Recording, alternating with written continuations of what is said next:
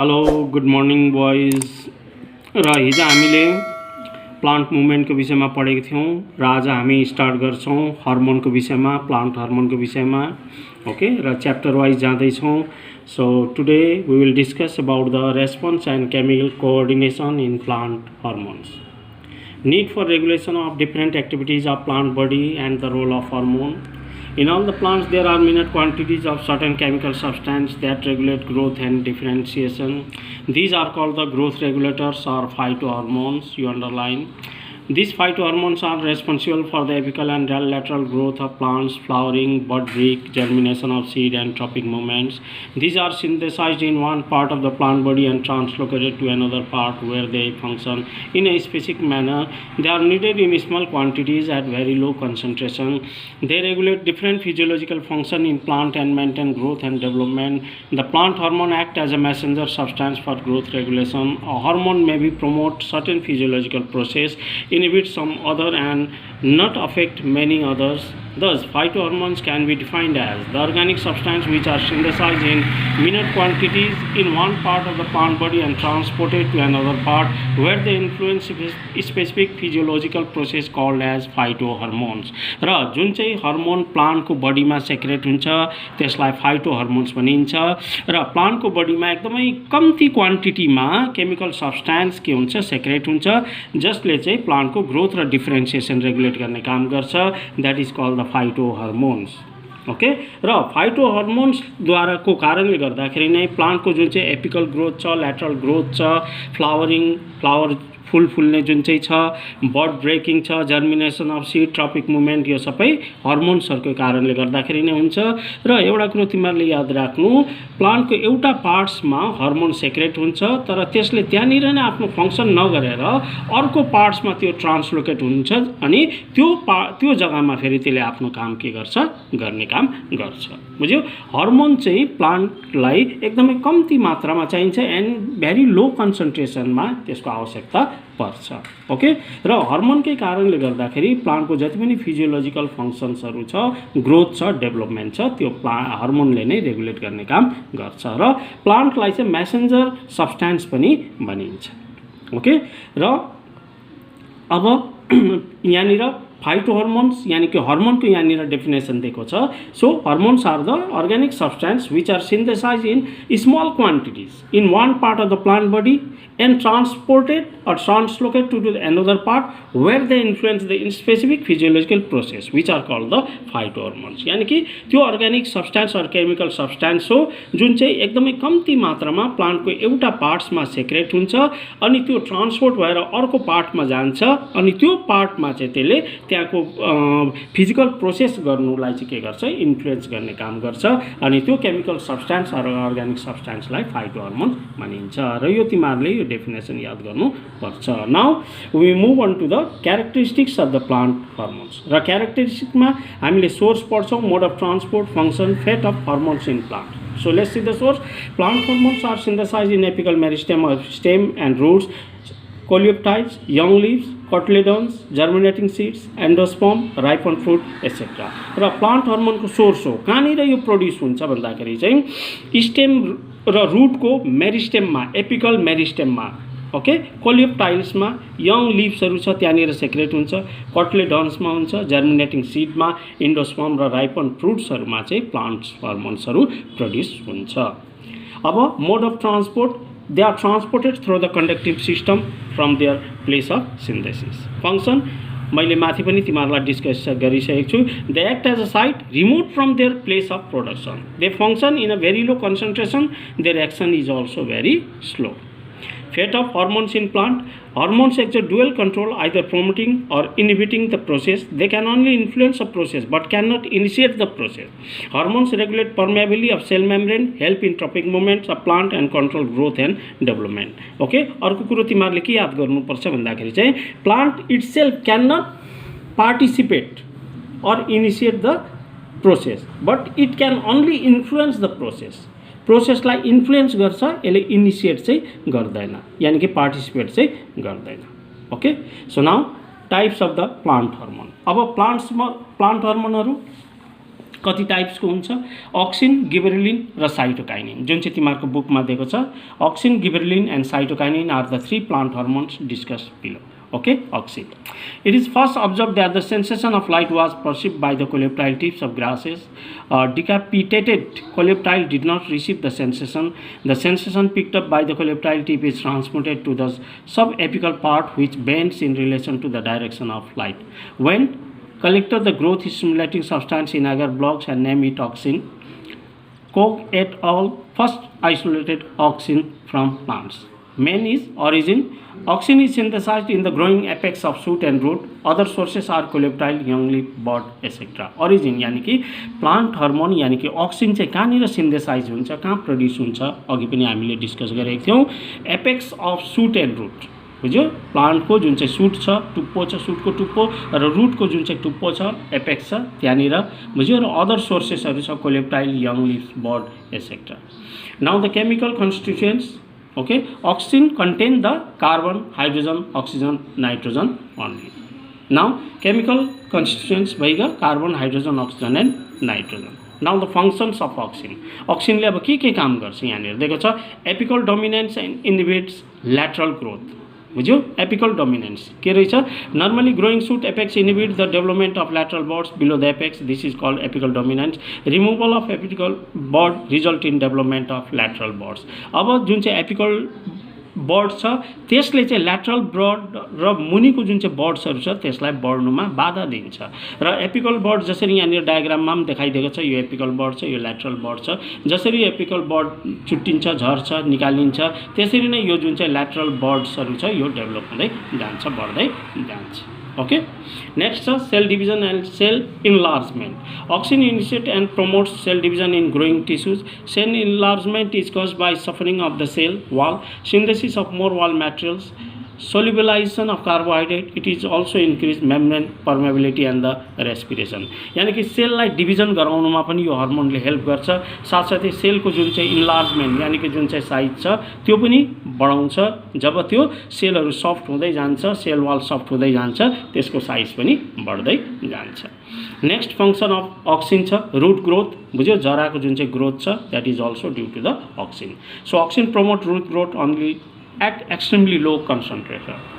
and the fourth one is the fruit growth in general the concentration of auxin is increased in the ovary after fertilization as a result the ovule is converted to seed and ovary into fruits seedless banana grapes are formed without fertilization under the influence of auxin the formation of seedless fruit under the influence of auxin is called the parthenocarpy parthenocarpy is induced by the application of synthetic auxin र यो important छ parthenocarpy it means the formation of seedless fruit under the influence of auxin that is called the parthenocarpy okay so example of parthenocarpy fruits are the banana grapes etc यानी कि seedless जुन चाहिँ फ्रुट्सहरू छ banana छ grapes छ यो चाहिँ फर्टिलाइजेसन बेगरै यिनीहरू के हुँदै जान्छ यिनीहरू प्रोड्युस हुँदै जान्छ ओके र यहाँनिर एउटा एक्टिभिटी छ यो एक्टिभिटी हेर्नु तिमीहरूले production of root from the cut end under the influence of auxin यहाँनिर जरा छ जरा नभएको प्लान्ट छ यो बोतलमा हालेको छ पानी छ बुझ्यो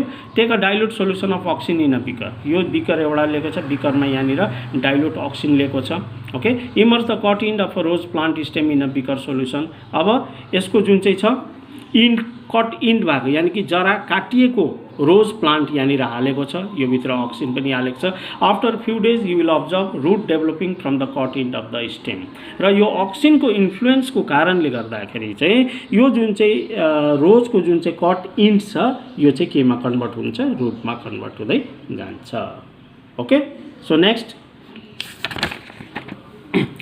Fifth function of this auxin is the control of tropic movement.